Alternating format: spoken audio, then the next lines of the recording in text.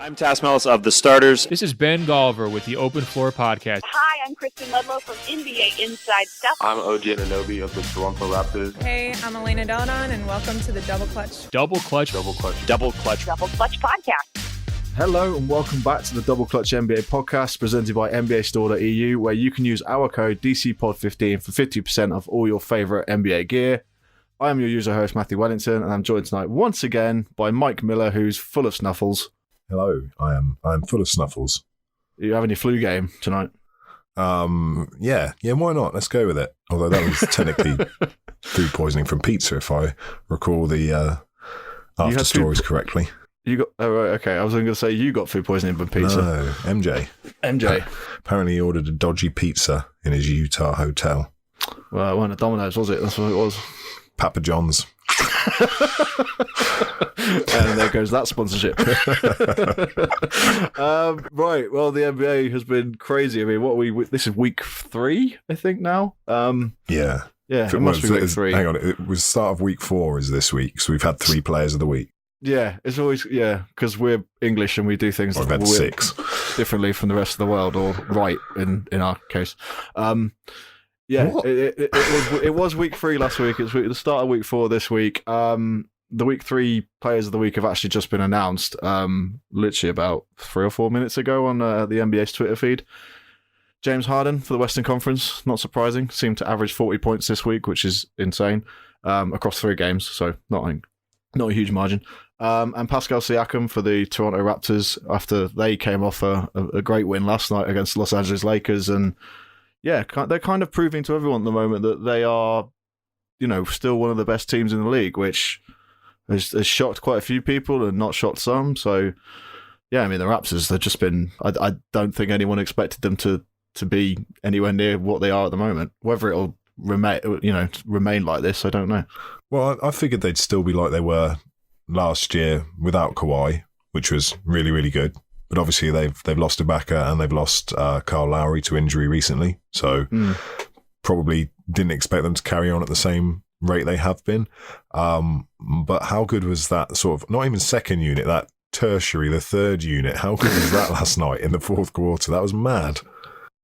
Well, they were the team that last year won the championship on the background of having strength in numbers, and they were kind of, the opposite to the Warriors. And we saw that again last night. You had guys like, Chris Boucher's out there playing 24 minutes and having a significant impact, and guys like Terrence Davis, who I'm not sure I'd ever actually heard of until last night, coming off the bench and playing really well as well. So, and OG obviously is, we'll get onto him in a minute, but OG's having one of those seasons at the moment where we're going to be talking about him a lot, which is great for us because we do like to fly the flag, even though he was only in London for 0.2 seconds.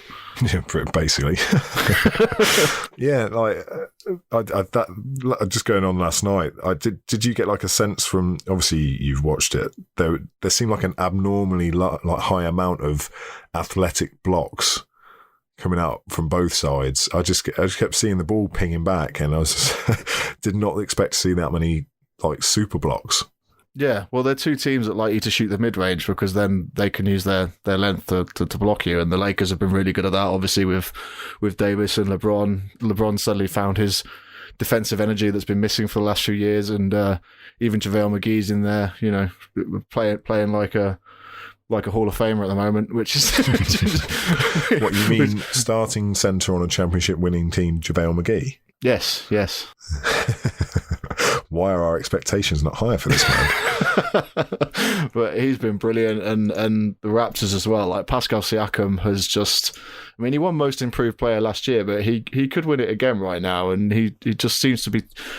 Teams don't seem to know how to handle him. And the Lakers, again, last night, especially late in the game, were really struggling with him and Chris Boucher on the boards. And then you have someone like OG who's really getting the hang of cutting, and he just always seems to be in the right place at the moment. And they've still got a really big lineup. I know they lost Kawhi, but Marc Gasol, Fred VanVleet, there's guys in there who've got length, and they are still one of the best defensive teams in the NBA. And Nick Nurse actually won a coaching challenge last night, which was really cool because he celebrated by hugging all of his bench and a random Lakers fan, which was quite cool.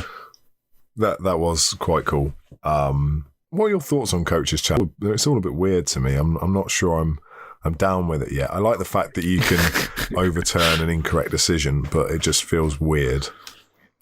Yeah, and it's even more annoying when they're used late in the game and they add even more time to a late game, like in the Portland game the other week, or 2 weeks ago. Oh God, Jesus, that's flown by. I get them, and I appreciate them used at the right moment. But if they are slowing down a game when we're trying to speed up the game at certain points, especially right at the end, then I'm not as big a fan. But I guess it's like any sport. You bring in new rules or new bits of technology, and it takes time to adapt. I don't want to bring up VAR in the Premier League at the moment, but that's causing all kinds of problems. 1 week it's used differently, and the next week it's used differently. And I wouldn't know. Yeah, there's a bit of no, you wouldn't know because you haven't watched football since Stan Collymore was playing for Liverpool. That's pretty much bang on, actually. Oh, that was a while ago then. Yeah, what was it, like 96, 97? Yeah, I don't know. You don't want to know how old I was then, so no. I think I can guess. You're about 5 or 6. Yeah, you'd be right. I don't want to pull out that whole, you've seen a lot more basketball than me, but I'm sure you're going to. It's a great use of paralysis right there. I'm sure you've seen more rule changes and bits and bobs than I have in my time watching the NBA. Yeah, I don't want to say you're old, but you're old. Cheers, mate. Cheers. I love you. That's why we're here every week. Speaking of love, there's not much love in New York at the moment between the Knicks back office and David Fizdale and his players. He's come out and defended his players today after they were blown out last night at Madison Square Garden by the Cleveland Cavaliers, who are terrible. So the Knicks are now 2-8 at the start of the season, and they're basically just, they're an absolute dumpster fire at the moment. Twitter's been going off this evening because there's all kinds of rumours about Fizdale being fired and that costing the Knicks an awful lot of money, but they're also now apparently in the running to go and spend megabucks to lure Masai Ujiri from the Raptors. Phil Jackson numbers. Whatever that means. I guess it's based on his age because he's really old. He's like, 70 odd? Yeah. So maybe that's 70 odd million. No, didn't they try Phil Jackson already? Yeah, but I don't think they're going to bring him. I don't think they're planning on bringing him back. They're just going to offer Masai the same amount of money that Phil was offered. But why are we talking about the Knicks? Why? Because it's funny and it's overtaken the league again. Because you had Steve Mills, who's the president of the Knicks, after the game last night, led general manager Scott Perry into a sort of impromptu news conference and basically said they're not very happy with where the team is right now, and they had expectations that this team, I'm trying not to laugh saying it, would be performing at a higher level than they are at the moment. The same team that the front office apologised for their free agency exploits immediately afterwards by going, we didn't quite do what we. Oh my God! All I need is do you know what? And I'm going to caveat this because I know a lot of Knicks fans, and the vast majority of them are reasonable human half of them beings. are in our double clutch Slack channel. Yeah, but there is just that, they've got Stockholm syndrome or something. There is that portion of Knicks fandom that whatever it is, they will defend it. It's like they were barking on about getting the number 1 pick and AD and KD and Kyrie, blah blah blah blah blah. None of that happened, and they immediately, and we need to insert the Friends clip with the pivot shouting right now, and they immediately changed. Exactly. They're immediately like, oh no, it's all right. We're doing this for 2021 and blah blah blah blah blah. We're still, and it doesn't matter that we have 743 power forwards. We're still going to be good. And it's just, oh God, just let them die. Let the Knicks die. Well, they're still living off the back of John Starks and Patrick Ewing and Anthony Mason and those lots. So who were actually fun to watch. Well, fun if you like being punched in the stomach. Yeah. Stuck in a time before dial-up broadband was a thing. It was probably just about coming in back then, wasn't it? Yeah, we were all getting our AOL CDs through the post. But yeah, the Knicks are just incredible to watch. And then to add to all this drama, you had a fan who tweeted on Twitter that he was actually thrown out of the game after he started chanting "Fire Dolan," and apparently MSG security guards manhandled him out of the building and didn't let him back in. Was it actually Fire Dolan? Because that seems like a bit of a stupid thing, given you can't fire the owner. Yeah. Well, according to his tweet, it was Fire Dolan. So I mean, stupid is as stupid does, but There you go. the organisation has a history of this. So if you're going to shout something stupid like that, then don't do it. It's simple. Just wear a bag on your head before you do it. I'm sure he was devastated that he missed out on an absolutely thrilling win by the New York Knicks. So no, whatever. But yeah, no. Moving on swiftly. Giannis Antetokounmpo for the Milwaukee Bucks is, I nearly forgot what team he's playing for. I was going to say New York Knicks. That would have caused their heart attack. Oh, well, yeah, it's not 2021 yet, but that's the latest one, isn't it? 2021. Yeah, Giannis in the Knicks. He's going to Lakers, isn't he? Well, yeah, probably. I know which one I'd pick based on weather alone. The Bucks are currently 7-3, and they're in the third place in the Eastern Conference at the moment. Giannis is actually shooting 30.8% from three at the moment, which caused me to yell "What the f" earlier on when I saw that on Twitter. I immediately went and double checked it on Basketball Reference, and yep, it is accurate. And yeah, check it wasn't a typo. Just to check it wasn't a typo. And I find it really weird because I obviously caught a glimpse of the condensed version of the OKC game, which took place last night. And considering the fact he's an MVP, he doesn't seem to get the calls that MVP players have got in the past. Like, the guys are all over him defensively, and Giannis is as Giannis does. He just sort of shrugs it off and fights through it. But some of the, like, if you look at some of the screen grabs, there's literally players falling over the top of him, and he doesn't seem to get the advantage, which isn't very fair, but is obviously not stopping him at the moment because his PER rating is 33.9 at the moment. So he's having yet another phenomenal season, and the Bucks are right where I think we probably expected them to be. I mean, I think there was going to be a drop-off just because Brogdon was such a key, integral part to that team, but yeah, they're playing really well. What do you think about the sort of Chris Paul rumours that have popped up in the last week or so? Chris Paul to Milwaukee? Yeah. Don't do it. Please don't do it. Please don't do it. You don't want the ball in anyone else's hands, really, other than Giannis. I mean, obviously, Chris Paul, health permitting, which hasn't been great if you've had him in your fantasy league for the past, or fantasy team for the past 6 years, because he always does his hamstring and is out for about 4 weeks. Don't do it. Like, he's an upgrade over Bledsoe, but Bledsoe doesn't demand the ball all the time, and he also doesn't. Like, Bledsoe gets the cup, I get that, but Chris Paul loves his little herky-jerky mid-range game, but I just don't, please don't do it. I just don't think, and the guy's got such a strong personality as well as a leader. I think that could actually negatively send ripples through that locker room. If I'm the Bucks, I don't want Chris Paul. As much as I love Chris Paul. Well, you can't guarantee what you're getting, can you? So it's one of those trades where you're going to have to make it work in the first place, and you're probably going to end up giving up more than you're going to really get back if you consider the level that Chris Paul is at and how many years he's probably got left playing basketball at a high level. And the disgusting amount of money that's owed to him. Yeah, which the Thunder are sucking up and taking at the moment, but they're playing okay actually, considering it they just reeling. Oh yeah, I get it now. Sorry, I was like, huh? What's he saying? But yeah, no, they've played all right considering the sort of turmoil they've had over this summer. Just losing your two superstars and trading away everything.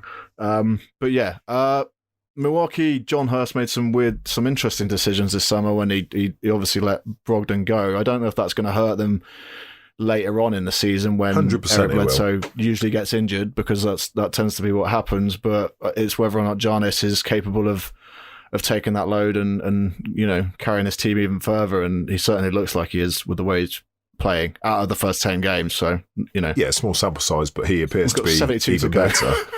But Brogdon, so useful off the ball. Just you can plug and play him as a lead guard. You can play him off the ball. He hits threes at a high percentage. He's got great IQ.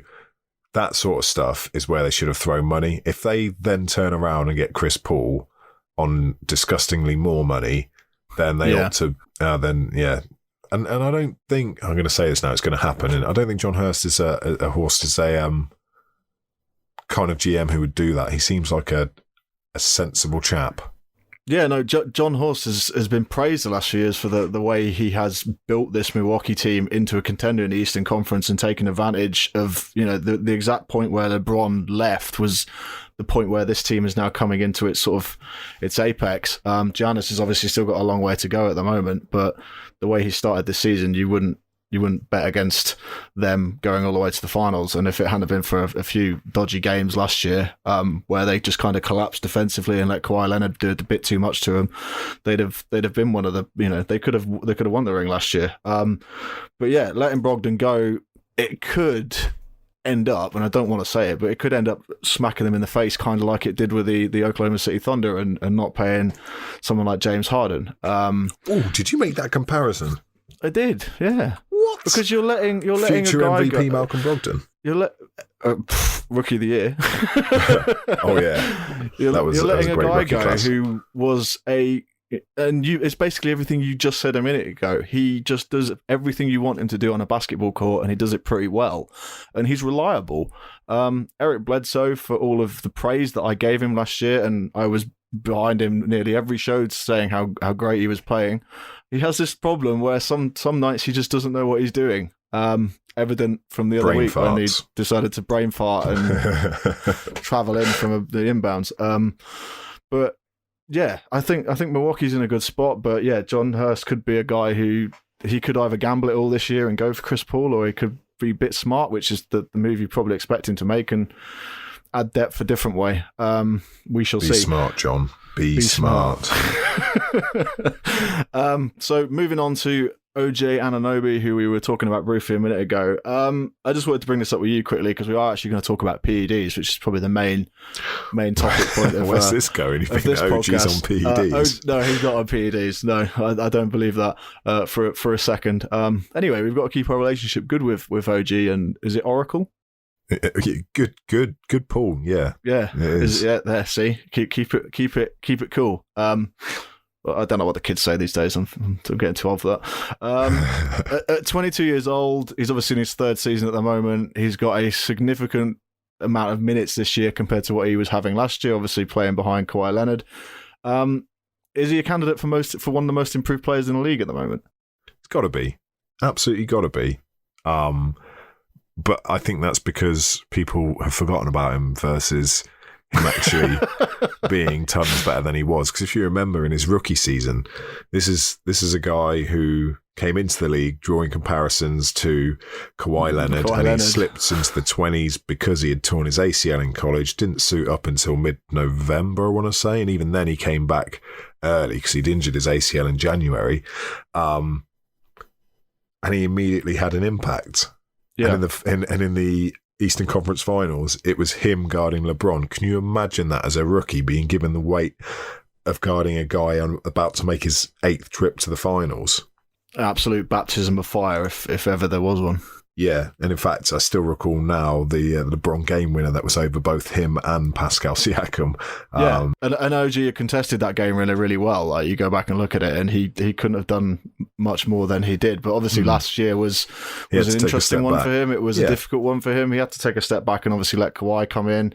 He played a lot more at the 4 last year, which was not really the sort of position he's probably used to playing. But he is fairly flexible. He can play either. He's one of these modern forwards. But I just, from watching him this season and some of the clips last night from the Lakers, which wasn't actually his best game. He's driving a lot more often. But defensively, he just fits it. This was what we were talking about with that Raptors team and their length. Like he just fits in with them so well. But he's certainly got the speed to beat his man off the dribble at the moment, and he's managing to use that to his advantage. He's actually a better ball handler than I thought he was. Because I saw brief glimpses of him in college and then his first year where he was trying to do a little bit too much. And obviously last year he had a spell, which I wrote about on the website, where he was playing really well, but it was only in limited minutes. So now obviously he's been thrust into a situation where he's playing a lot more, and all of his numbers, unsurprisingly, have jumped up quite significantly. But he's just improved in all these areas that I don't think many people expected him to improve in. And he's doing this all without having to create that much, but just because of the way the Raptors play, he just has to sort of make himself available most of the time, and the Raptors team find him because they are really not, they're not a selfish unit. They love to pass the ball, and the Raptors have got a bunch of high IQ players, and they know where he's going to be. And like I was saying earlier, like he's learnt to cut at the right time and to make moves, and Siakam in particular is someone who has found him a lot this season, and it's working out really well for both him and the Raptors. So, yeah, I think he is playing really well, and we're not just saying that because he's, NBA UK flag bearer. Are we not? No, we're not. We're No, not. we're definitely He's not. an elite 3-and-D player. There's not much more you can say to it. He doesn't need the ball in his hands. He can sit in the corner. You can find him. He can knock it down. He's proven that he's pretty consistent from there. 54.5% so far this season. Again, only 8 games, so small sample size. But people don't give enough credit to his defense, and they should, because he guarded LeBron last night for 16.7 possessions. Across those possessions, the Lakers scored 15 points, but LeBron only scored 1. He had an assist, a turnover, 1 field goal attempt, 1 3-point attempt, and he made 1 or 2 free throws. So, nice one, OG. OG's a goat stopper. That's what's going on. And it's interestingly, LeBron still had a stat line that was a triple-double. But he only put up 11 don't stop points. him.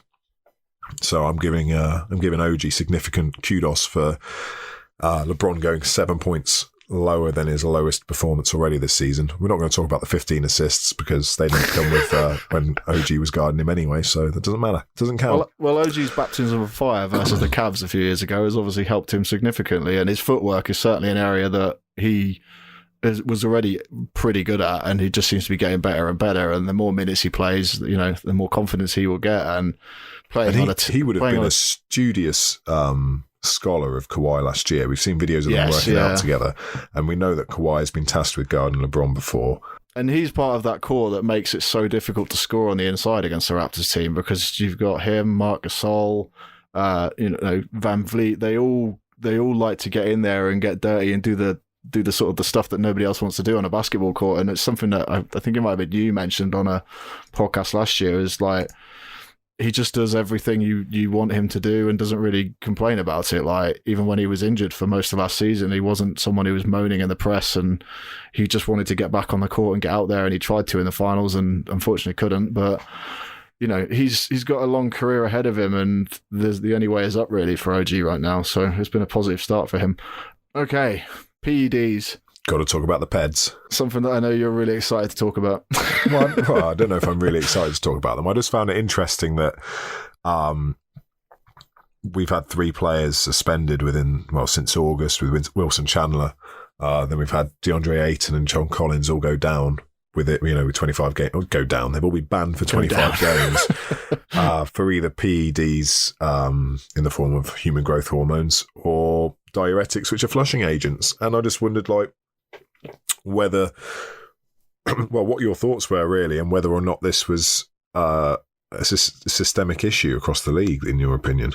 Yeah, it's a weird one because, and everyone remembers when George Karl wrote his book a few years ago and insinuated that he believed players, George, that they were taking performance enhancing drugs, and that the NBA was just kind of letting them get on with it, and that these players were going to Europe, and he specifically cites Germany as this, like, all these players one year just decided to go to Germany in the off season that's because they did the blood flushing in the knees, didn't they, for Kobe and someone that was it Dwight went and it was Amare went and had it done before he decided that a wine bath was probably better. Yeah.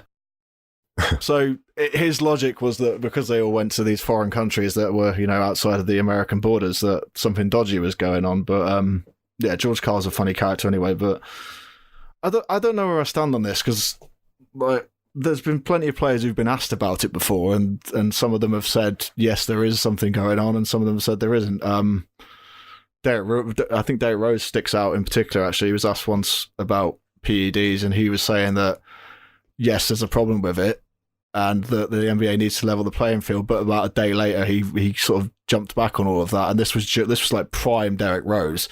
That was like someone had told him. It felt like someone had told him to jump back on it as well, because the response was all of a sudden like, "I don't recall saying that. Yeah, and if I ever said that wasn't what I meant to say." It's like, really? Oh, brilliant. Well, I guess one of the arguments is that it's 2019. Everyone and their dog has Snapchat or Instagram or TikTok, whatever that hell that thing is that Nick Whitfield tried to get us to sign up to the other day. And it must like, to keep something under the wraps or like dead secret, it's got to be impossible in the modern era that we're in. I mean, it's not. The NBA is quite lucky because it hasn't had the problems that the MLB and the NFL had in the late 90s and the early 2000s, where it was so public and the names were so big. And I think until the NBA has a real superstar who's hit for it, I think it will just keep flying on. I mean, there's no PED scandal in the NBA, even if there might be PEDs. Like, that's the way I'd probably phrase it. Okay, that's cool. Like, I get what you're saying. I kind of feel like this is a warning shot across the bow by the league, just saying, look, we've clocked 2 young guns. How's LeBron getting better? What's this all about? Well, interestingly, they brought in blood testing for HGH was part of the 2011 CBA.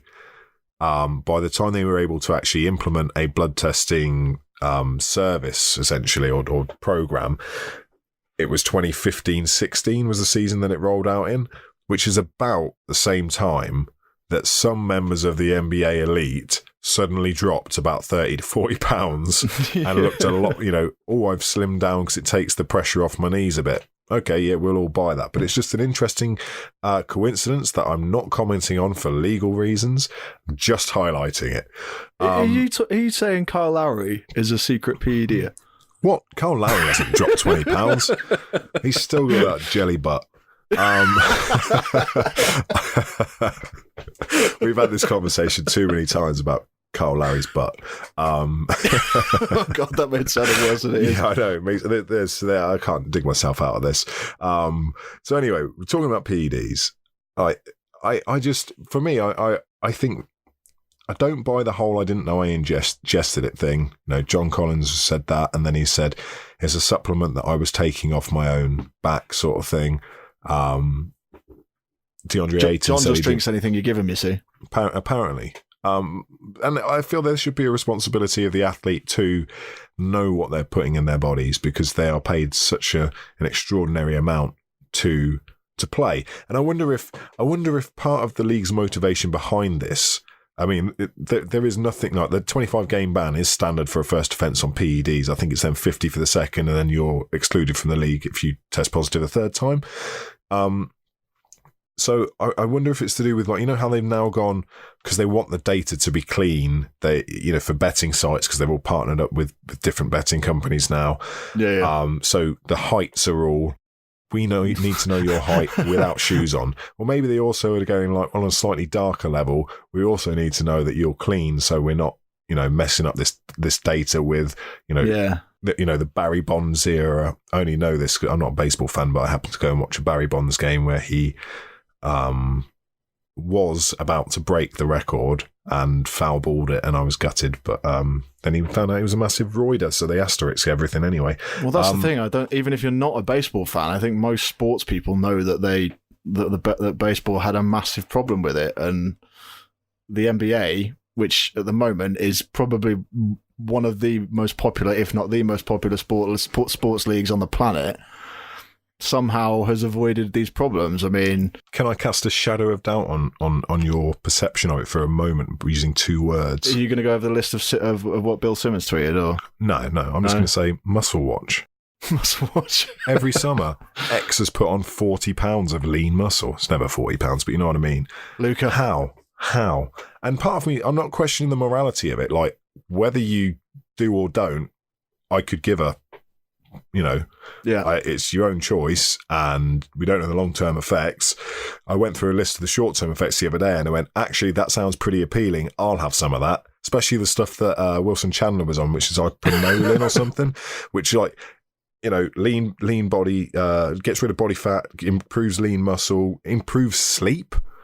Who doesn't want improved sleep? I just felt that kind of the whole thing seems a bit weird, the timing of it all. If he's having trouble sleeping, why did he go to Brooklyn? I mean, you could have gone to a far more quiet place than Brooklyn, couldn't you? Well, maybe The he's city having never trouble sleeps, sleeping. 'Cause literally. It's a clue. But is that Brooklyn or is that New York? Same thing. No. No. But no. Oh, well, yeah, it is. All right, fine. There You might can be a have it. narrow bridge that divides them, but... I tell you what, it feels like a completely different place when you have to get an Uber from one to the other. Hell's Kitchen, I think we were near, all the way to Brooklyn. Oh my God, it'd have been quicker to fly. Mm.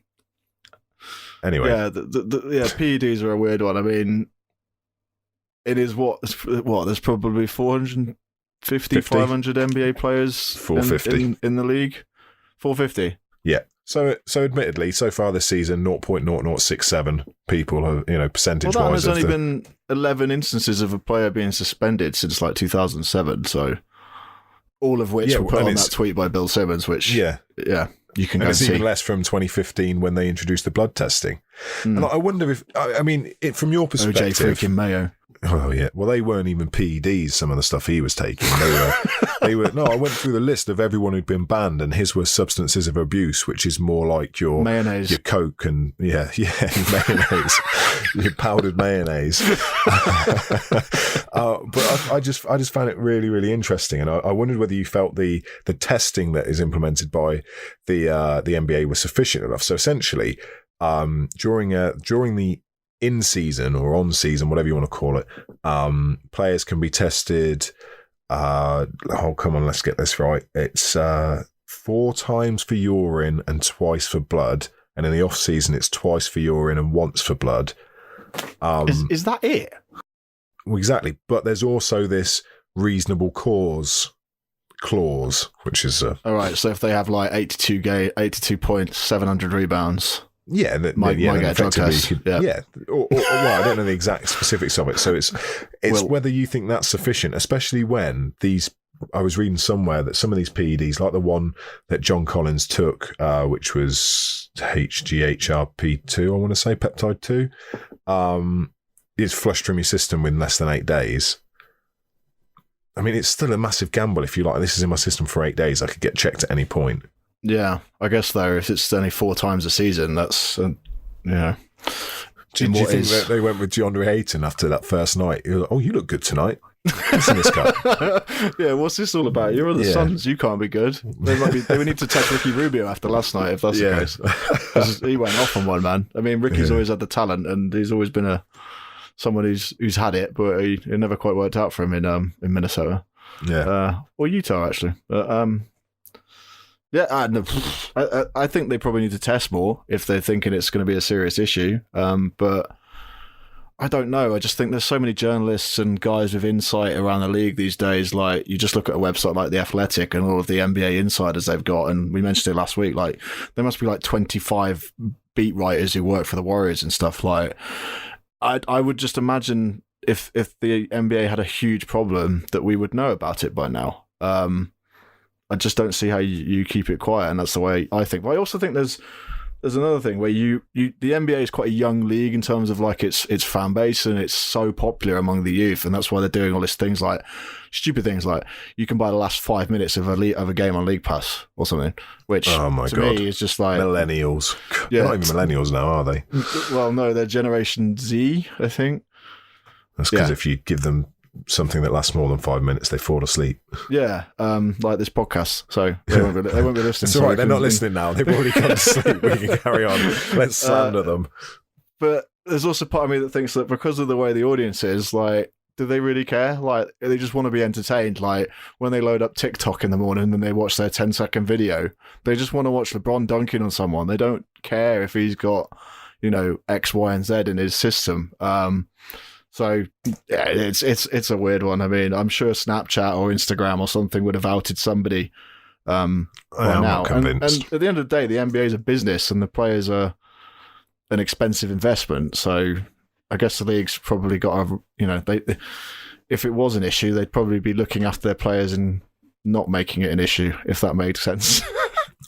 True, but from the player's perspective, you've got an average career that lasts just past a first contract, so we're looking at 4 and a bit years. Yeah.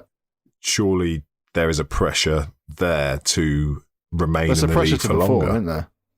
Yeah, and half of me wonders, like, some of the stuff that, like I mentioned, Wilson Chandler's HGH of choice, and I wonder whether part of that is, we talk about the demands of an 82-game season, and you can say all you want about, no one used to rest, etc. But I wonder whether it's the fact that it's now like you can't just turn up to training camp out of shape. You've got to be ready to go almost that, not just the 82 games, but beyond. You take 2 weeks off in the summer and then you're back in the gym. I remember CJ McCollum talking about it this summer, like up at 4 a.m. and in the gym. LeBron had call times at 6:30, so he's in the gym at 3.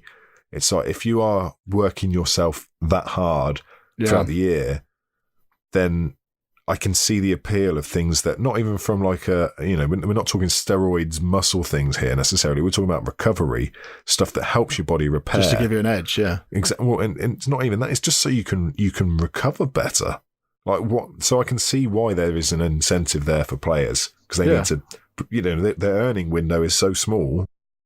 Yeah, I can see the incentive, and CJ, like you mentioned, is actually a really good example because he was in China this summer doing his tour with Li Ning, and then he was back over doing bits and bobs for the Blazers, and he's got a podcast and he does that all the time as well. And like, it must be difficult to manage all of these things. And I know the old guard come out and go, well, it's 82 games, you just play through it, and if you're injured, you're injured.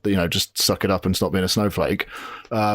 The world has changed a lot recently, and these guys are under the spotlight 24/7. There's a lot of strain. There's a lot of mental strain that comes with that, which Kevin Love obviously highlighted last season, and other players have come out since then. And even someone like Luka Doncic, who we praised to hell and high water last week. He was he didn't like the fact that he was getting comments on his Instagram saying that he was fat and needed to lose weight and bits and bobs and needed to put on some muscle. And lo and behold, he's gone and put loads of muscle on. Whether that's PED related, I don't know. No, it's just the fact that he was in the gym for 200 hours this off season, pulling tractors and things. Pulling tractors. I guess the other argument is the that traditional Eastern European way of getting strong. Sorry, no, they've been pulling T-22 Soviet tanks or something. That's how they do it in Eastern Europe, isn't it? God, tank boy over there, T-22. I probably just got that wrong. There's probably some tank expert on the line now. I'm just gonna swearing. If you are a tank expert and you are listening to this podcast, you're not a Knicks fan. Please let us know. Oh God. I'm sorry, that was so bad. I don't know. It's an interesting one. I mean, if Derrick Rose during his MVP year was asked about it and was pretty adamant that it was a thing, and I think because he was asked in, I think it was ESPN magazine or something. It was, yeah. Came out and said that, and then all of a sudden was like, no, never said that. Didn't say that to a guy in a room when I didn't think anyone was listening. And George Karl definitely mentioned didn't say it, that on the record. Yeah, and LeBron seems to be getting better with age. It's all that wine. It's all that wine. Yeah, nice little Kobe reference there. Extra bonus points to the Lakers. Yeah, it is what it is, isn't it? If there's a massive issue, my personal opinion is that we would, in the modern social age, we would know about it. You can't really get away with a lot these days. Hashtag fake news. Hashtag fake news. I think it's going to be interesting. I don't think there's a widespread pandemic at the moment. 3 tests in quick succession is intriguing. I'm intrigued to see how many more tests we get. It's almost like they've been told something and they've acted on it. Yeah, and which the NBA would never make public anyway because it would be damaging.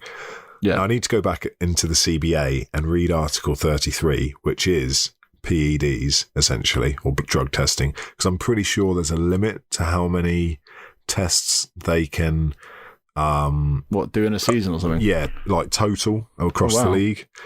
So I'll try and find that out and then work out how much that works out per player. Because they may play the odds, but that's neither here nor there. I'll go and look it up, and I'll let you know. Maybe in like Conspiracy Corner, this is somehow linked to China, and they're like worried that someone in the Chinese market's going to like publicly announce that this supplement has been in X, Y, and Z, you know, X players. This is deep conspiracy corner now. Drink for the last few years, and you know, it's like one of these special super. What was it? George Carl called it, like dark, hard to detect, or dark blood booster or something. Dark blood. Wait, you've lost me now. I didn't know he'd said that. Dark blood booster. That sounds mad. Hang on, you've got the quote, haven't you? Hard to detect blood boosters. That's not quite as bad. I prefer yours. Not quite dark blood. I prefer dark. Yeah, let's go with that. Are you sure you're not confusing it with the line, I doubt it's for the sauerkraut? Right, okay. Germans can't cook. I'm just putting it out there. It's pickled cabbage. It's not that bad. That's I was my born opinion. in Germany. I'm allowed to say it. I know. I don't have an issue with sausages. Great. Anything else? No. Currywurst with the circle chips and some sauerkraut on the side is a great thing for a hack. That's very precise. Well, yeah, they're like, they called them pom something or others, which is French. So I know it's not German, but they were like circle chips. Yeah, it might have been, but I'm not. Fritz. No, I know we're not going down that road either. I think we've got sufficiently distracted from this topic. Let's just take a quick break and talk about our friends at NBAstore.eu, Europe's official online NBA store. We've teamed up with them to give you 15% off orders with the code DCPOD15. New seasons mean new players, new jerseys, and classic drops, so why not start the season with something fresh? Just remember the code DCPOD15 at the checkout. Whatever you need, from the current night jerseys to hardwood classics to stance, socks and Spalding balls, NBAstore.eu has you covered like opposing coaches want their team to smother Trae Young the minute he approaches the half court. Offer excludes sale and clearance items, but what are you waiting for? Head on over to NBAstore.eu now and use the code DCPOD15. So, moving on from PEDs, which we could have talked about for ages because we were having far too much fun with that topic, which we had no trajectory or plan for that one, as you could probably tell. The Boston Celtics at the moment are flying. They are 7-1. They are the best team in the Eastern Conference. Does that make them the best team in the NBA at the moment? What, because they're the best team in the worst conference? All right, well, I'm just trying to appease our many Celtics fans that live in our chat every day and harass us on Twitter anytime we say something negative about them. Right. Well, technically, I haven't said anything negative. I've just posed a question. Well, so don't slander me. Slander me? No. well, they're pretty good. They are. They're fifth in defensive rating at the moment. They're fifth in offensive rating. They're fifth in opposing points per game. Jason Tatum is playing terrifically at the moment.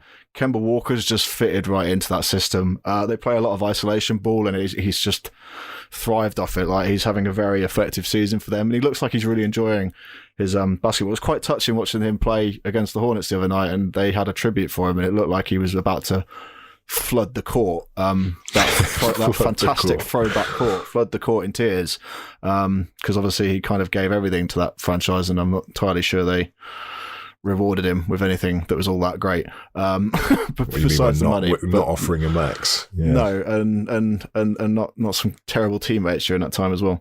Marcus Smart is looking like a Defensive Player of the Year candidate as well. He's playing really well. But yeah, the Celtics right now are surpassing some people's expectations. How refreshing is it that we've gone through the Golden State Warriors era, and we've entered this new era of parity, and the top two teams we're going to be talking about, the Lakers. The Celtics and the Lakers. Brilliant. Cheers, NBA. Wow, you love it. Everything is cyclical. Right, no. Right. Oh, dear. And another sarcastic comment. Who'd have thought that getting rid of a disruptive me-first point guard would have actually been a positive for this team? In favour of quite a humble, very talented, replacement. Exactly. I know. I think they just look much more like the team we wanted them to be last year. Obviously, they've lost Gordon Hayward now for a prolonged period of time, which sucks. But I'm kind of not convinced that Hayward's return to form was what they wanted. This is another. I'll put my conspiracy hat on because I've still got it next to me from when we were just in Conspiracy Corner. I was talking to someone today, and we were like, it's a shame he's gone down. And my thoughts were, maybe, just maybe, they were trying to boost his stock because they don't need him for the long term. I don't think. Ooh, I think. Are you thinking Tatum, of trade? Yeah, they Are you boost biting his on those photoshops that have been all over Twitter? I haven't seen the photoshops all over Twitter. Oh, okay. But go on. Which photoshops are these? Is he in different jerseys by chance? Yeah, he ended up in a Spurs jersey at one stage, which had LaMarcus Aldridge going the other way and some others, which was a weird one. No, don't. Which I think we mentioned last week on the podcast, but there's certainly been a lot of Photoshop Celtics jerseys around the last few weeks, but that is Celtics and Lakers fans. They like doing that a lot. They've got a lot of free time on their hands. Was LaMarcus Aldridge the trade in question for that tweet about jumping off a bridge? Yes. Sorry, I I'm had to think of what you were referencing then, yes. Yeah, no, if you are trading for LaMarcus Aldridge as your finishing piece, you are a fool. Because the guy, he's, 35? Because that's really old, apparently. God. I'm 35. And he can't step out to the three, really. He's improved a little bit. Yeah. He brings you good defensive presence. Yes. He's a guy who demands the ball and isn't the kind of guy who can carry a team. No, please do not do that trade.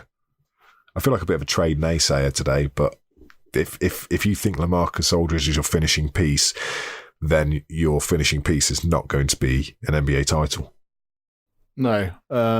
Yeah, I don't know why you make that move, especially with the way the Eastern Conference is at the moment, and the fact that with Kemba and those younger guys there, you have got a core that's set for the next 5 years. Because Kemba certainly just fits in with those guys, and he's a lot younger than you'd think he is, considering he seems to have been around for absolutely ages. But since we started recording, actually, the news is now that Gordon Hayward is due to have surgery on his fractured hand, which wasn't public knowledge until just now. So now we know what's going on. So he's 100% not going to be back for a while. Sucks. There's been too many injuries this year already. It sucks for him because he was just getting back, and the Celtics staff were like, we've really worked so hard with him and got him into a place where he's now comfortable with kind of being himself. And to have this happen, it's another one of those mental blocks, isn't it? Like it's getting over.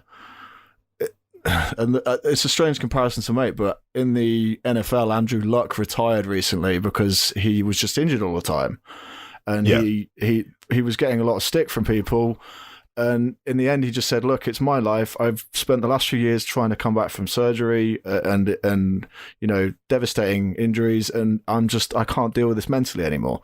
Mm-hmm. And it's kind of sucks, but Gordon Hayward is at the moment in similar type of, not quite as bad, but is in a similar type of situation where he has just had injury after injury or setback after setback, and mentally it must really suck. Especially because when he moved there, they were supposed to be this team that was, an immediate contender to the throne, and the way they've started this year has proved that they can, more than hold their own against some of the best teams in the NBA. I still think they lack some depth in the forward spots, but that's something that Danny Ainge could fix, no doubt. But yeah, it really does suck that this has happened to Gordon Hayward and this has happened right now. But as for the Celtics as a team, through 8 games, they've been exceptional, and they're really good fun to watch as well. I watched them against the Spurs the other night, and Hugh Hopkins won't like me saying it, but they made the Spurs look like they were a bad basketball team. and the Spurs aren't a bad basketball team. So it just speaks to the level of volume that, Brad Stevens has drilled into these guys, and that they've just bought into everything and let Kemba be Kemba and the other guys have their moment to shine when they want to. It's not all about Kyrie Irving anymore. Which is great. Do you think that the absence of Al Horford, let's say he was there, do you think they'd be in a different spot right now? Do you think his absence has freed up some other roles more? And I say this, having gone on the record many, many times saying that he was a much bigger loss this summer, and he was the kind of guy that if you'd have paired him with Kemba, could have, just ignited this team. And they've managed to ignite themselves. I say that like they're spontaneously combusting. They've managed to ignite themselves into a 7-1 straight off the bat jump already. I don't know. I guess they come playoff time, they will probably lack his defensive presence, and he's actually a really effective offensive weapon as well, which we're seeing with him playing in Philly this year in that rotation that they've got there. But I think it's allowed some of these other Celtic players to have a bit more freedom on the court, and you certainly see it with the way that Jason Tatum's playing at the moment. He's just running around at will, and it's allowed Brad Stevens to kind of just be completely flexible. Daniel Tice has been playing as starting centre a lot of the time, and like he's not the biggest guy in the world, but he is effective and just does what he does. And he's filled that spot nicely. It's really weird actually looking at Aaron Baines, who was also left this summer, going over to Phoenix and having a crazy year. It's almost like he was kind of restricted in the system. So maybe it is just a case of using your, Tatum and Brown and Hayward and Walker, and then just having your centre just do what a centre should do. And that is, block things and defend the rim and just stand around there, which is very old fashioned way of thinking, but that is what Daniel Tice is. And it's working for them so far. And then they've got some really nice bench depth there that they can probably add to, because no doubt there's still a bit of a war chest left that they can get rid of if they need to make any moves to strengthen. But the Celtics are in a really, really good spot at the moment. I've been particularly enjoying the disgusting dunks of Robert Williams, which have just been just disgusting. Robert Williams the third. Yeah, a.k.a. Time Lord, a.k.a. Boo-Butt. Boo-Butt? Boo-Butt. Oh, Boo-Butt. I don't even know what that means, but given our conversation on Kyle Lowry earlier, I now need to go and study some film of Robert Williams. Well, actually, it highlights a message I sent you on Slack the other day that confused you greatly about Bogdanovic of the Utah Jazz and them calling him Bogey all the time. I was like, do you think he ever gets pissed off with being referred to as a bogey? Well, maybe, but maybe he doesn't have the same association because English isn't his first language. Well, yeah, whereas true. Someone like Andrew Bogut, who is the OG bogey. There's only one bogey. There is only one bogey. And it's not. And it's not Bogdanovic. Oh my god! Cut that out. What is happening here, Mike? What the hell was that? Oh, dad joke. Oh, did you just say cut that out? I ain't cut it out. No, I know you won't cut it out. I just said it. We've got a Bill Simmons level editing staff here. I have, Oh, brilliant! That was a nice jab at anyone who's listened to the Bill Simmons podcast recently and heard all their drops that they've not edited out when they're supposed to. Yeah. Sorry, we we're getting really off track today. You were talking about Robert Williams III, aka the Time Lord. Oh yeah, aka Booba, aka some disgusting dunks that I've seen the past couple of days. But my question for you then is, how good do you think the Celtics are? Because they lost game 1 against Philly, who are going to be a finals challenger. Incidentally, the only game they've lost this year featured Enes Kanter. Just saying. just saying. I've got my hands in the air. I'm just saying you've won without him. That guy's opting into his player option 100%, and he really shouldn't be there. Then they've rattled off several wins, including the Raptors, great, okay. The Bucks, great. The Spurs, good. And then the Knicks, and the Cavs, and the Hornets. The Bucks. Do you think? Well, I've already said the Bucks, mate. Oh, sorry. I've already said that. So they've had some absolute wash teams to play against. How accurate do you think the 7-1 start is of their projection for the season? I think it's accurate. They've beaten some of the top teams in the East, but then again, it's the East. Like, the level of competition there is not as great as it is. You're going to play the Knicks a few times this year. That's quite a lot of free games, free nights off you're going to get there. Cleveland as well. Like, there's some teams in that conference that really stink.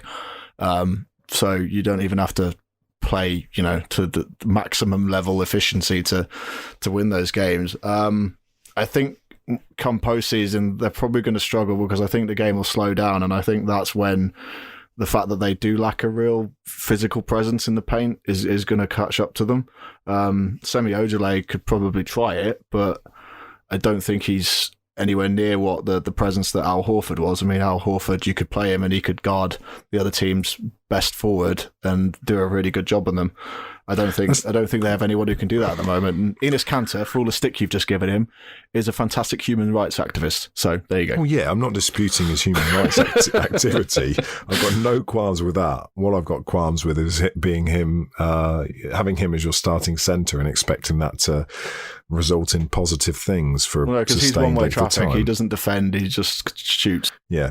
You mentioned Ojale there, so it seems an appropriate point to plug Josh Coyne's Drew Hanlon article. We spent a bit of a day in you LA. two hanging out in LA. Oh. Yeah, we were. As you do. And OJ walked in, and Josh Ashdrew said to him, he goes, "He looks like he's leaned up a bit, lost a bit of weight, a bit slimmer," and he was wearing, one of these just standard T-shirts, basically. And Drew said, and I'll never forget it because it's an amazing quote. He said, "You should see him with his top off. He's the kind of guy that makes other elite NBA athletes think that they're basically fat and not take their tops off." And we were like, "Oh, okay." The guy is actually a massive beast. We saw some Instagram photos later that day, and it was just like, gee, this guy's a unit. So physical inside presence, look no further. Looks can be deceiving, huh? Yeah, totally. Yeah, I'd go back to the original. I think the Celtics can be very good, and I think they will be one of the better teams in the NBA this season, purely because Kemba Walker won't let them be that bad, and there is enough good talent there for them to do it. And Kemba's actually one of the better, there's a trend at the moment for point guards to be taking stupid shots from, the logo. Trae Young, Steph, obviously Steph's not going to be doing it at the moment, but if you wanted anyone to be doing that on your team, Kemba Walker's probably up there, top 5. So I think the Celtics are set, and if they make some moves and they strengthen, then that would, could they fit? I'm just going out of the way here, but what about someone like Kevin Love on this team? Yeah, I think that's a much better fit than Aldridge, because that keeps the floor spacing.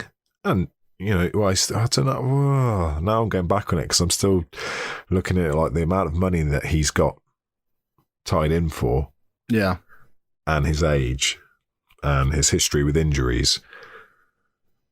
He's not going to be the second option on this team. No, I guess a lot of it depends on how willing the Celtics organisation is to keep waiting. Are they going to keep waiting for this gap to appear where they should be the ultimate contender? Because the way the East is at the moment, they're probably going to be stuck behind, Philly and Milwaukee for quite some time in the near future, unless they do make some sort of drastic decision and bring in another star or try and get some, really, really talented role players to help them out. Mm-hmm. Because they kind of lack names. I'm not a big believer in you need names on your team to thrive, but it does work. You look at what the Lakers are doing at the moment, and you go out and grab a bunch of names, like notable players. Avery Bradley, for example, Rajon Rondo, I know who hasn't played a lot this season, Dwight Howard, guys who are names who have always had something attached to them, whether it be a positive or a negative. And sometimes luck of the draw just has it, and you end up, benefiting from that. And kind of going back to the 2008 championship team, like Mikal Petrus and guys like that, just the guys who became names on that team because of the input that they had. And I don't see anyone else on that Celtics roster at the moment giving them something like that. So I think they're going to have to go out and get it. But luckily for them, they've got plenty of flexibility to do what they want. So, yeah, they do have. There's lots of options there for them. I don't think they need to make a move yet. I don't think they should throw all their eggs in the basket of aging stars who don't quite fit. Because all they're doing then is putting a faster timer on this championship window. And so Marcus, no. Kevin Love, I'd consider it, but probably step back from it. There must be better, cheaper options. No, that was just something I was picking off the top of my head. But also Kevin's numbers at the moment probably look a lot better than they actually should be, because he's just getting everything in Cleveland right now. Feeding him the ball constantly in the post, that's all he has to do, and stand in the corner and make threes. So he probably looks a lot better than he actually would be if he was on a decent NBA outfit. But yeah, I think that's fair. So the Lakers, which was the other team that you mentioned that has helped, bring back parity to the NBA, and LeBron washed James they're 7-2 at the moment, and they're playing pretty well as well. So you've got the age-old rivalry. The Lakers and the Celtics are back at it again, as the famous film Tron Legacy said. No one actually watched that film, did they? Apart from me? I certainly didn't. But yeah, they're back, and they're bucking the trend really, because the NBA is taking a lot more threes and the Lakers are giving up less. And I guess we saw that kind of last night when you had Kuzma trying to just win the game by himself, and it wasn't happening for him, was it? Bless him. No, I think he's that kind of guy who just needs to keep jacking to get in rhythm, though. I think they just got You said that really quick. Pardon? You said that really quick. Did I? I think it might have lagged and then sped up or something. Oh, okay. I didn't actually say that really quick. Whoops. I think last night they just got shocked by the Raptors. I'm not worried about it. It makes me chuckle that when they lost to the Clippers on opening night, everyone was writing them off and this was a massive failure already, and now we're looking at a team that actually looks solid defensively. Yeah. And that's exactly what Frank Vogel was brought in to do, a defensive-minded coach. Oh, well, let's worry about what he does on the offensive then. And, well, why would you worry about that when you've got the greatest quarterback in the league orchestrating your offense for you? Best pick-and-roll combo.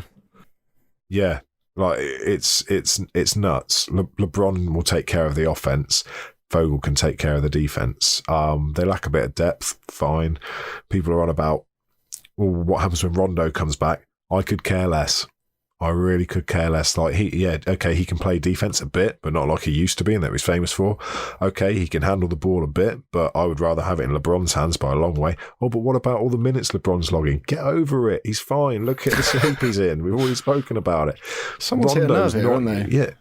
Rondo's not your answer. Like you are. Like LeBron doesn't need to score the points. He's happy to orchestrate. Rondo on the floor, if he's not got the ball in the hands, he is a negative because he can't do anything else. You're right, but after that game against the Clippers, and you can go back and find it, the first thing I put was that they missed Rondo, because against a team that is as good as the Clippers, you need his little bit of, I don't know, what do you call it? Eccentricity, like his spark. I don't like his magic. You need his weird ass brain to help you unlock defensive teams like that. And I think he can have a significant impact on this team, but with Avery Bradley taking significant minutes at point guard and not having to handle the ball is, that's a bonus, because he's a really good defender, and he's a lot better when he's off the ball offensively. But I think Rondo will help this team when he comes back, and I think the Lakers are in a miraculous spot. Like, the strength of schedule for them has been quite favourable. The season's going to get a lot tougher for this team, so don't get too carried away yet. But from what we've seen, they're a lot better than we thought we were. I think defensively, we thought they were just going to be horrific. Like, I wrote an article just after it was confirmed that they'd got Anthony Davis, and was like, right, go out and grab JaMychal Green, grab Patrick Beverley, grab Avery Bradley and a couple other guys, and Danny Green, and put them in there. They didn't get everybody that some of us wanted them to get, but they ended up with a fairly okay rotational cast, which was full of names, as I was talking about a minute ago. And luckily, for the first 7-8 games of this season, those names are performing. The biggest question mark for the Lakers is going to be, can those, said names keep performing like this throughout the rest of the season? And with the way that the NBA is at the moment, and the space on the floor, and the fact that you can't score in this Lakers team on the interior because Anthony Davis is there, and because LeBron James is there, and then because they have another lanky guy in there like Dwight Howard or JaVale McGee, which Dwight gave him a nickname during the week, and I can't remember what it was. Give JaVale McGee a nickname? Yeah. I'll go back and find it.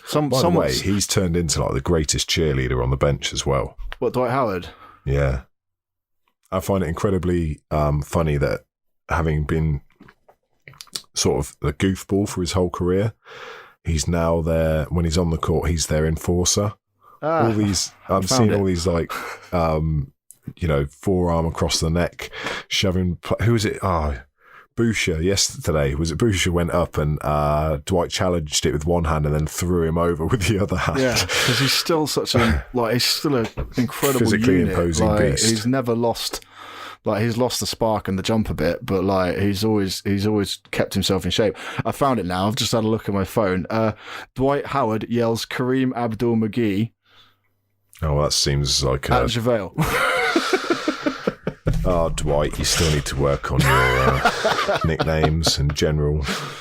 But that was quite funny at the time, and Dwight was, as you just said, being a fabulous cheerleader. But I think at the moment, the Lakers are riding on a hell of a lot of, very, very good luck and good fortune. And yeah, they're getting production from everyone. Like, you looked at the roster at the start of the season and thought, oh, not quite sure what Avery Bradley's going to bring. Well, that's stupid, because he's always been a very good defender. And he's okay offensively. Like, he can make shots if he has to. But he's had a couple of down seasons, and and again, it comes back to situational things.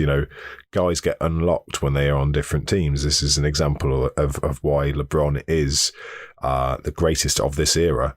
GOTE,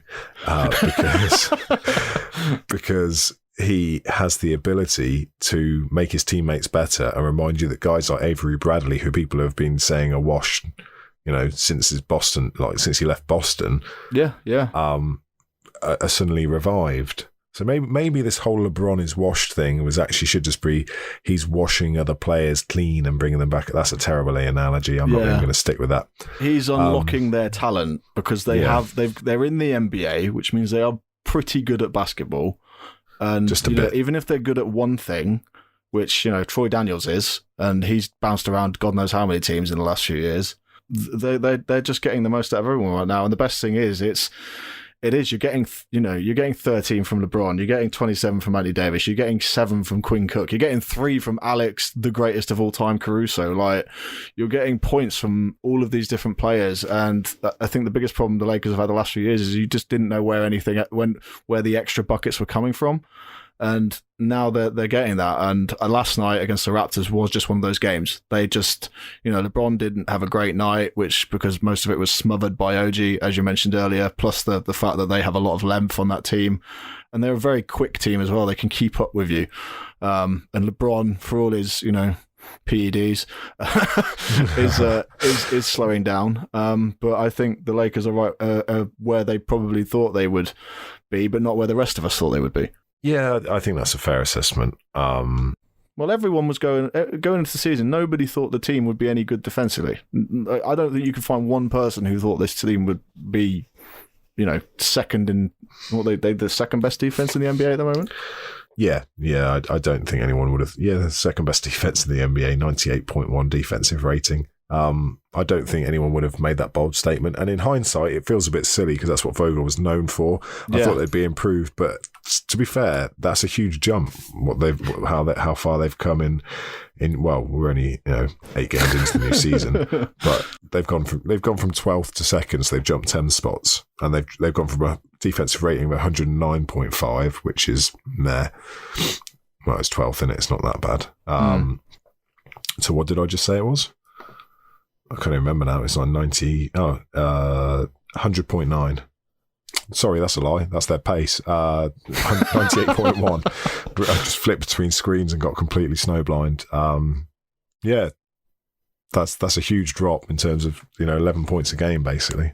Yeah, well, I guess they started last year on a tear and were playing really well right until Christmas, and LeBron got injured, and then it all went away. Whereas I think this year they might be able to ride something like that a little bit better. But Anthony Davis has come out yesterday, I think it was, and said that he's still feeling his injuries all the time, which is a weird thing, but I guess that is just what happens. Needs some PEDs, mate. But dear. just a quick correction on my defensive rating there. It's not points per game, it's points per 100 possessions.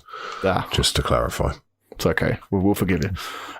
Thanks. But yeah, no, the Lakers and Celtics, the two teams that a lot of people hate, are back at the top of the NBA again, and yeah, woo, it's fun. It is. We're not going to have time to do trivia this week, I don't think, because we're already running along. But I just want to get something going. Can we start calling Alex Caruso's dunks Carusifictions? Oh, I see what you did there. Yeah. Can we trademark that and put it on a t-shirt? Put it on a t-shirt. Yeah, I think we should. We'll sell them. Put it on a t-shirt. Get it done. You're the t-shirt man, actually. Am I? Because you've produced t-shirts before. 2 years. No, that's what we should do. But anyway, right. Oh, yeah, with a silhouette of his hairline. Yeah, let's do it. Right, last thing before we go. Games of the week. Mike, what's your game of the week? Oh, now you're asking questions. I've got to remember what my game of the week was. Well, I can tell you what it is because you told me what it was. I told you what it was. I'm gonna go back to it though. It's Tuesday night, so tomorrow night, 2 a.m. Wednesday morning, if that makes sense to anyone in the UK. Lakers at Suns. So we've got the team that we've just spent 10 minutes talking about taking on the streaking hot Suns. I just think that's going to be a good, fun matchup. To be honest, it's going to be a real test for the legitimacy of the Suns. Title contenders. Yeah. Well, they have some sort of weird ritual they do before games, which is very strange. It looks like a mosh pit that's gone very badly wrong. Oh, right. Yeah, I know what you mean. Yeah, and I don't get it personally. And Ricky Rubio doesn't get it either because he stands at the side going, oh, clap, clap, clap. Well done, guys. Keep going. It's okay. They can get away with it in Phoenix. They've had a lot of pain the last few years. My game is actually the New York Knicks versus the Dallas Mavericks. It is at the Garden, and it's Porzingis' return to the Garden, so that's going to be an interesting one. When is that? It's on Thursday. Is it this Thursday? I thought it was sooner than that. But it'll be Friday. It'll be Friday this time. It'll be Friday for us, won't it? Yeah, okay, I'll let you off on that one then, because I was going to chastise you for picking the Knicks game, but it'll be interesting to see how he's received. Given yes, yeah, that's more of the reason to watch it, I think, and the fact that they lost. The Knicks actually beat them 106-102 in Dallas last week, so there's a little bit of, I don't know. Kristaps looked very pissed off at the end of that game, so hopefully it's like a revenge game and he drops 50 or something. Oh, that'd be mad. That would be mad. And a 50-piece in the Garden. 50 from him, 50 from Luka. Job done. Sorted. What the Knicks can't score 100 points between them? What are you trying to say? Nothing. On that note, I'm just going to keep it away from the Knicks. Please check out the website, doubleclutch.uk. There's been plenty of content that's gone up there the past few days. We're really, we're very happy with the way the site's looking at the moment, and hopefully it's a trend for the rest of the season. But as you can tell, we're having far too much fun doing these podcasts and doing content at the moment, which is it's a good thing. Twitter is at Double Clutch UK. Instagram's the same. Facebook is the same. Please go and follow us on there. Tweet us to your friends. If you're a first time listener and you enjoyed the podcast, please leave us a review.